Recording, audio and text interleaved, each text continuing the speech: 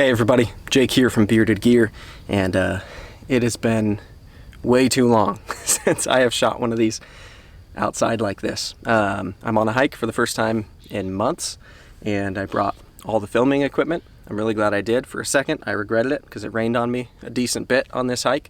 But yeah, I've been out here for, I don't know, 3 hours already, and I did a route that I don't usually do, so I'm extra sweaty. Yeah, I usually end up kind of down over there in this canyon. That's where like that cool lookout where I've shot a lot of my videos is, over the waterfall where I dropped the fake strider. But today I just had this feeling as I was on my way headed up there that I should take this turn up and go to a much higher point on the mountain that I haven't been to in a long time, especially from this side. It's much easier if you go from a different trail, but I did it. It is probably the most grueling hike that I am well acquainted with in terms of just how much uphill it is, how much you gain altitude quickly. It's a doozy. But anyway, I'm here. It's been way too long, and we're gonna bust out a knife review. Actually a couple, but for this video, just one. At the moment, I'm holding my Holt Specter. Let me get a little bit closer so I can show it to you even better. I picked this knife up a couple of weeks ago now. I've carried it a good few times. I never did a first impressions, but I did do an unboxing. And in that unboxing, I held it up next to my Holt Haptic, which is the same milling pattern, the bent starburst, same steel M390, same hardware down to the pivot, different blade finish, but that's really about it. These knives are almost twins. I don't have my Haptic up here, otherwise I'd hold it up next to it again. But if you want to see it next to the Haptic, it's really cool that they're like relatives, these two knives. And I ended up trading plus cash in favor of me. I got this and a little bit of cash for my sigil, the Monroe Custom, and it was good, solid deal.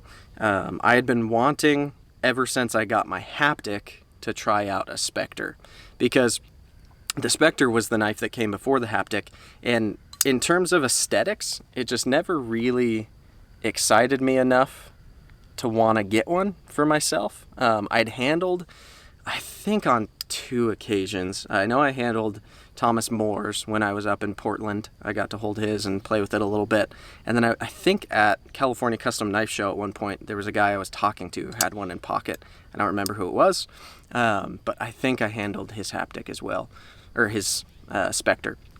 Anyway, ever since getting the Haptic, I've gone from thinking, it looks a little too vanilla, it's not really my style, to like, yeah, I should get one because I like the Haptic so much.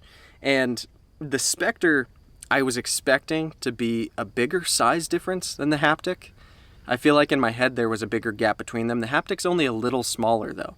And so I think my expectation of this knife, and granted I'd held it, it had just been a while, was that it was going to be like a more stark contrast between it and the Haptic, and it's not. I feel like they occupy kind of the same space in my mind in terms of their size and carryability and the class that they fit in. They're going to be pretty different in terms of blade shape. The Haptic has kind of a Wharncliffe or sheep's foot type of thing going on.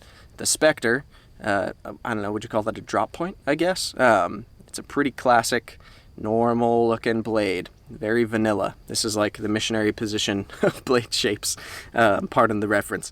Anyway, I think in terms of size and capability and all that, I really think they are kind of more similar than I went into getting this one thinking they would be. So at the end of the day, I'm not going to keep both. Tomorrow I'm meeting up with a friend who lives local, and I'm selling him this one in person, which is kind of cool that it's going to somebody I know, because these are not easy to get, especially in amazing condition like this.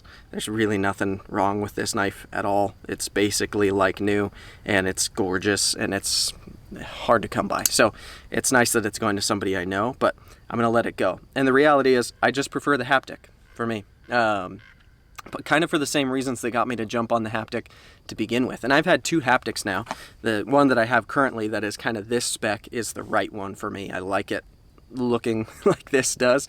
The first one I had was like blurple and just a little too loud for my taste. But the Haptic, when it launched, got me interested in Holt because I just thought it looked so much more appealing. And the reality is a lot of what fuels my interest in knives is the way that they look. That is an important aspect of buying decisions for me. So I still think the Haptic is cooler. A lot of people would disagree. I know a ton of people prefer the Spectre, and that's fair, and I can see why they do. I think this is probably, for most people, the more utilitarian choice. It would be like the better user for most people, I would guess. But even then, I don't know. I think the handle size being slightly bigger on this one might be better for some, but the Haptic fits my hand just a hair better. They both fit my hand really well. We'll talk about ergos in a moment, but for the sake of painting a picture of Holt makes two knives, or they made this and now they make a new knife. So there have been two knives from Holt. One only is currently in production, being the Haptic. But with that limited scope of there being two Holt models that are around on the market that you could potentially purchase, which would I prefer? It's just easy for me to say the Haptic is the one for me. It's worth saying that I got my Haptic table price from Holt directly because I got a lotto to get a spot to buy one from them directly. And so I'm in that knife for, I don't even remember, I think it was like $825 or something. And this knife is worth $1,500. So if I was also in this for $825 and that was like the going market on them was only like under 1,000, you know, like it wasn't crazy secondary, then I probably would keep both. But the reality being, this knife being worth so much, it's not worth it to me to keep it for that. I'm going to USN, the Gathering, this week, and I would rather have the money in my pocket to be able to buy something new if it excites me than to keep this sitting in my knife case at home. So that's kind of what fueled that decision. And me deciding to sell it, as I constantly reiterate, is not because I don't love this knife. I love this knife, but there's a lot at play for my own personal collection. I sell a ton of knives that I love so that I can just keep fueling the hobby, and that's the way it goes for me. So let's talk real quick ergos, carry, cutting, action, all that stuff, and we'll kind of leave it there. So first, ergos. I always tend to start here because ergos, I think, are one of the most important things on a knife. Ergos on this knife are fantastic. In a saber grip, it's just excellent. Truly a fantastically profiled handle. You've got this one groove up here, which for my hand, I feel like I have a tiny bit of extra space for my pointer finger, but not much, and not so much that I'm like sliding around in there. It feels pretty locked in. The jimping isn't aggressive. This milling pattern feels great in hand. The rest of the handle is super neutral. So really comfortable in a hammer grip, a saber grip, draw cut even, pretty comfortable.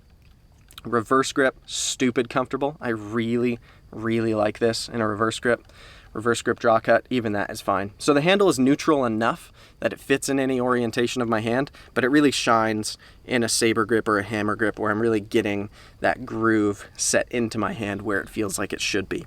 As I already mentioned, I do slightly prefer the size of the Haptic handle. It's just a hair smaller. It's really not a big gap, but this being just a hair maybe too much space for my hand, it feels like, the Haptic feels just right. So if your hands are a little bigger than mine, I wear a size medium glove, but I fill it out real well.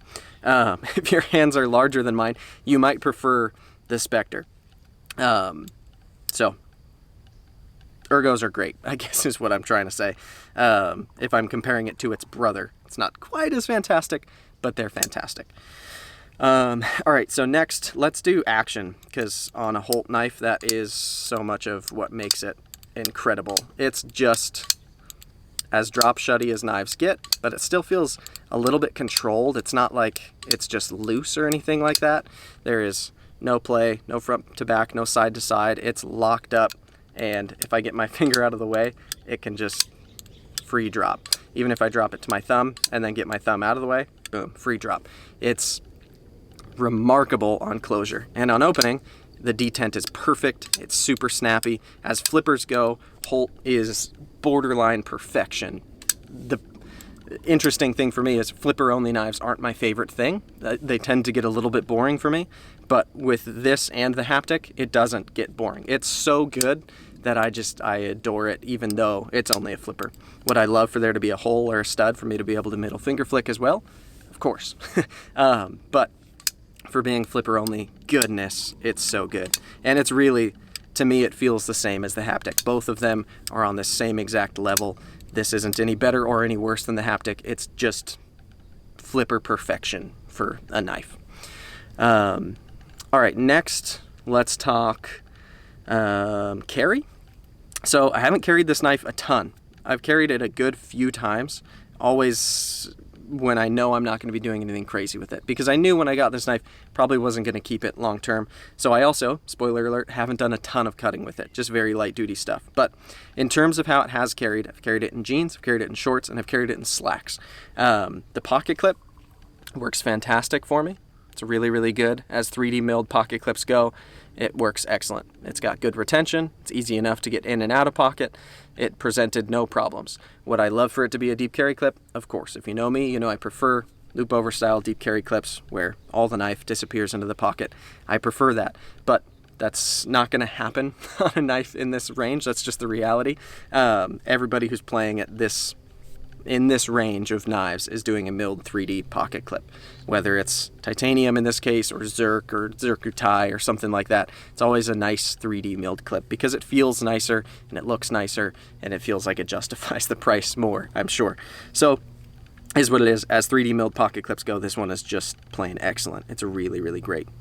Yeah, I mean, the knife is relatively thin this way. It's not overly thick. It's not overly thick this way. The flipper tab isn't overly obtrusive. Nothing on it is sharp or pokey. So in pocket, the profile feels great. It's super internally milled out. Big, big pocket on the show side. A couple of pockets on the liner lock side. Even the liner itself I'm now seeing. Like the liner lock bar, which is set into the titanium scale. That is even milled out, skeletonized. So they've done a lot of weight relief on here. It's still a full metal knife, so it's not like crazy light. This isn't a carbon fiber construction or anything, but it feels quite light. It's really good. I'm hoping that helicopter isn't totally ruining my audio. I forgot that that was a thing. Let's wait a second for it. Oh, it's a plane. All right, sorry about that. So that leaves us with just cutting performance. As I said, I haven't done a ton of cutting with this. It's been very light duty because I knew I wasn't going to keep it forever and I wanted to keep the blade and the edge pristine. So I've done opening a couple of boxes with it. I've passed it through some paper to feel how it did. It is nice and thin behind the edge. We've got a tall, full flat grind. And it's just, in terms of blade geometry, this is excellent. It's a really, really good. And the difference here would be like the Haptic is a hollow grind. This is a full flat. And so for the people who prefer a full flat, which I get, there's valid arguments for full flat grind, this is an amazing full flat ground knife. And it just works. The edge that's on it is phenomenal. It's slicey. It's not an overly thin blade stock either.